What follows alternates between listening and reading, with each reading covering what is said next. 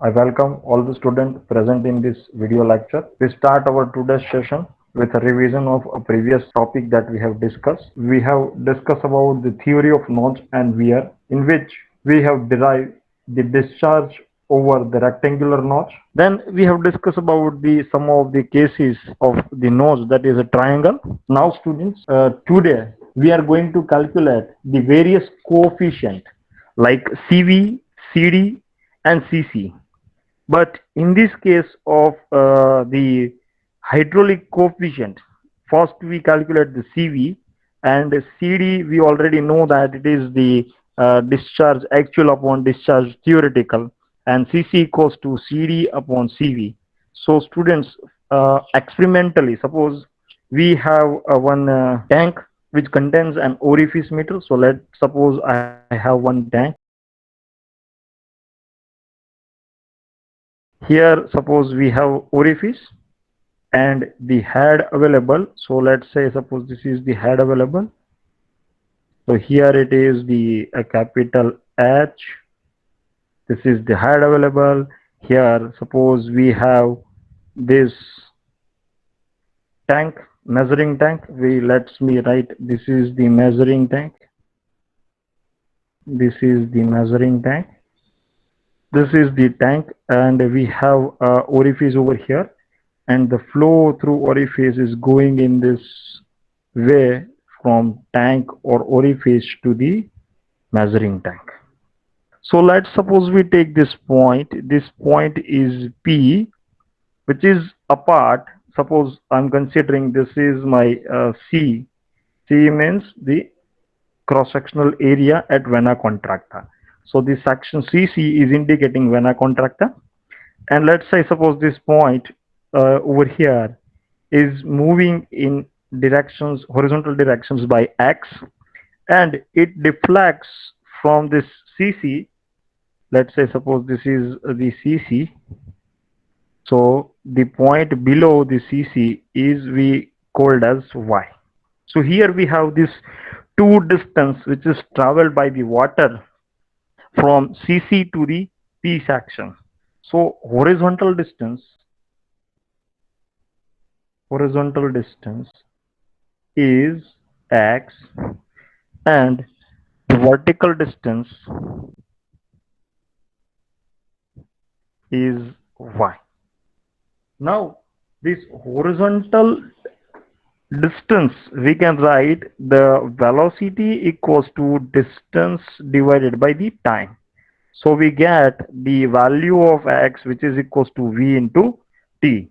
Now the vertical distance is happens due to the gravitational accelerations. This V, we can find it out, that is theoretical value of the velocity of fluids, and which is equals to under root of 2gh. So we know that this velocity is happens due to the head available at this inlet. Now for the gravitational force, we can write the distance traveled, that is Y, which is equals to 1 by 2 into gt square. So y is a vertical distance which is traveled due to the gravitational accelerations. So we know that, and here for the time, we know that the same time is there. So time equals to x by v. We know that v equals to x by time. So time equals to the x by v. Now we put down over here. So we get y equals to 1 by 2 g into x by v whole to the power 2. So we get this is g into x square upon 2 into v to the power 2. So which is equals to the y. Now we make subject v square. So we get this is g x square upon 2 into the y. So if we make subject that v, so we need to take a square root. So square root of the gx square upon 2y. And we know that the velocity, theoretical velocity, which is equals to under root of 2gh. This is theoretical velocity. And this is the actual velocity. And we know that Cv, coefficient of velocity, equals to v upon v theoretical. So we get the square root of gx square upon 2y divided by under root of 2gh. So our final expression we get, that is this gg is cancel it out and square root of x is becomes only x, and in denominator side this 2 and 2 is multiplied, so it gets a 4. Then y and h is multiplied, so it is y and h, it is under square. So this is our final answer for CV, that is x by 4 times y into h.